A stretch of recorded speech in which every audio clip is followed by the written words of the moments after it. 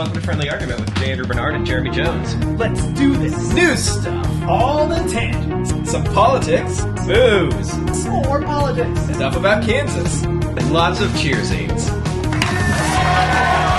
Friendly Argument is a podcast showcasing conversations that seek common ground across the aisle of American politics, as well as a few laughs. We hope you guys enjoy, and thanks for watching.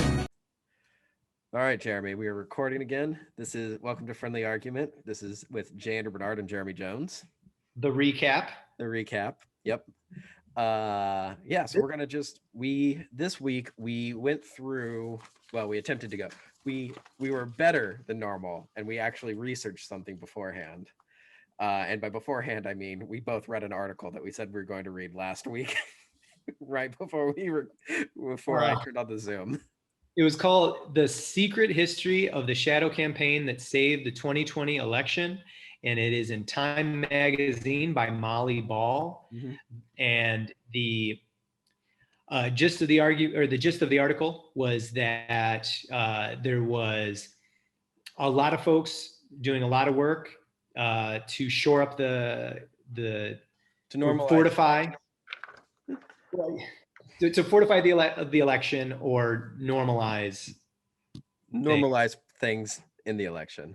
So I think that we both agreed that the article itself tended towards the hyperbolic. Yeah, but I mean, it's an article written in 2021, so I guess that. Welcome to our new reality. Sorry, guys.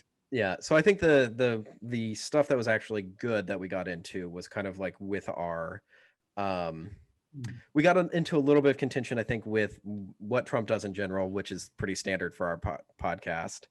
And then we also. But I think what we did good this time was we sort of, I think we're constantly, the resolution of the elephant in the room gets a little bit clearer every time we talk about it. I could agree to that. And we, and how we perceive, because now I think we can even talk. We're getting better at being able to summarize the other one's thoughts. Yes. Eventually we'll be able to steelman the other person's arguments, which is an ideal. We'll see if we get to it. Anyway, so we talked about that in a little bit, and we talked about there's something else that was kind of tangential. Voter suppression came up. Suppression. We did a lot of arguing, our discussion on what is voter suppression and the likelihood of voter fraud and the difference in perception of the importance of those things. Yeah. Which I think was a fairly good conversation. Agreed. And then we sort of brought that back into the article, and then particularly talked about the 2020 election, and some of the things that we thought were suppressed and some of the things that could be changed. And then I think we sort of summarized, or it didn't summarize, but we sort of came to a nice conclusion with how, like, where we agree voter changes should happen. Where we agree voter changes should happen. Exactly. Yeah. And so do you want to talk about like our three things that we agreed on? Go ahead. Okay. So I believe the things that we agreed on is that voting day should be a national holiday. At least. Yeah. If not a weekend, or you can do the whole weekend. So it should be a free day so that everyone has the opportunity to go.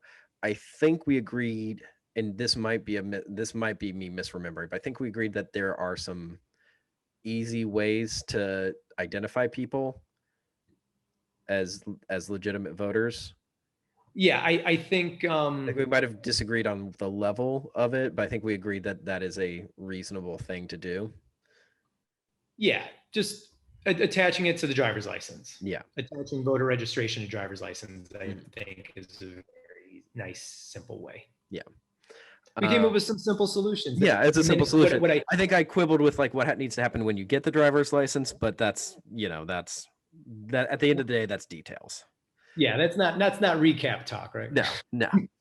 But what I think we really came on interestingly, or came up to, that I think is interesting, and this is something that I would like, the people watching in the recap. Why does a true thoughtful conservative and a true thoughtful liberal, there's a ton of common ground here. Ton of common ground. Why are we not seeing it? Yeah.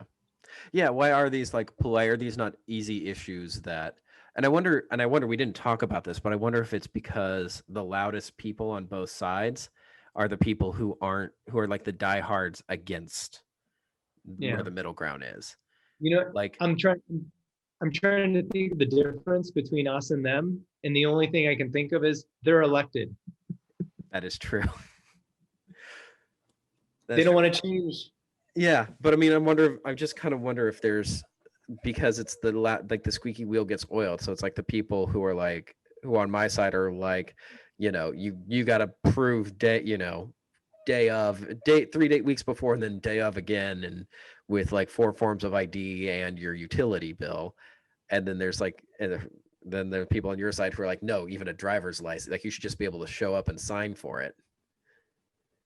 Are yelling at our elected officials, and so it's easier to just appease the loud people because you and I aren't probably going to go out onto the streets and scream common sense voter reform.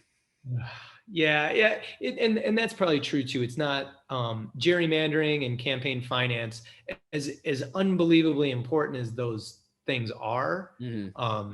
They're not headline grabbers. They're not sexy. They're not glamorous. So yeah, maybe that's it. Yeah.